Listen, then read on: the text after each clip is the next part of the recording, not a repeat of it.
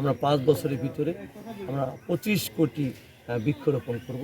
সেখানেও এই এলাকায় আমরা এই আমাদের এই নদীর খননের মধ্য দিয়ে আমরা নদীর 2 ধারে আমরা কয়েক হাজার আমরা সেখানে বৃক্ষরোপণ করতে পারবো, যার মধ্য দিয়ে আমাদের বনায়নের যে প্রকল্প আছে পরিকল্পনা আছে সেটা আমরা বাস্তবায়ন করতে পারবো।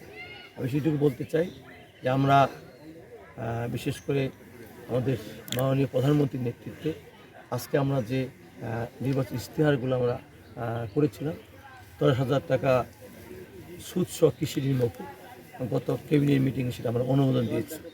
আমরা বলেছিলাম আমরা প্রত্যেকটি বাড়িতে আমরা একটা ফ্যামিলি কার্ড দেবো। ইতিমধ্যে আপনারা দেখেছেন যে আমরা এই রোজার পূর্বেই আমরা 15টি উপজেলায় আমরা সেগুলো বাস্তবায়ন করব এবং আগামী 3 মাসের পরবর্তীতে আপনারা আরও দেখবেন আমরা বৃহত্তর পরিসরে আমরা সেইগুলো বাস্তবায়ন করব। আমরা কৃষক কার্ডের কথা বলেছি, সেগুলো কিন্তু আমরা বাস্তবায়ন করার জন্য আমরা আমাদের পরিকল্পনা নিয়েছি, কারণ আমাদের বর্তমান যে সরকার আমাদের প্রায় কেবলমাত্র 10 দিন আমরা এই অতিবাহিত করছি। আমরা প্রত্যাশা করছি আমাদের প্রিয় নেতা আমাদের মাননীয় প্রধানমন্ত্রী যে উদ্যোগগুলো নিয়েছেন তার ইশতেহারের মধ্যে দিয়ে আমরা যেটা ঘোষণা করেছি আমরা সেগুলো বাস্তবায়ন করব।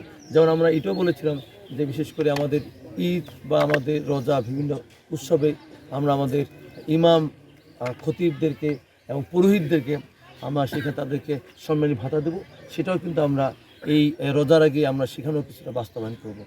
এইভাবে আমরা বিশেষ কথায় বিশ্বাস না করে আমরা পর্যায়ক্রমে আমরা কাজে বিশ্বাস করি, সেগুলো কিন্তু আমরা ইতিমধ্যে দৃশ্যমান করার চেষ্টা করছি।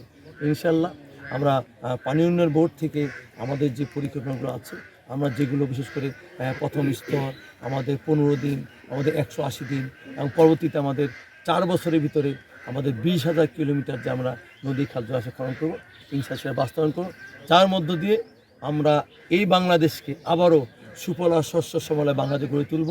একটা সময় শহীদ প্রেসিডেন্ট জিয়া রহমান বাংলাদেশ থেকে খাদ্য রপ্তানি করেছিলেন। আমার বিশ্বাস ইনশাল্লাহ তারেক রহমানের নেতৃত্বে আমরা সেই খাদ্য আবার বিদেশে রপ্তানি করতে পারবো এবং বাংলাদেশ আমরা খাদ্যের স্বয়ংসম্পূর্ণ হবে।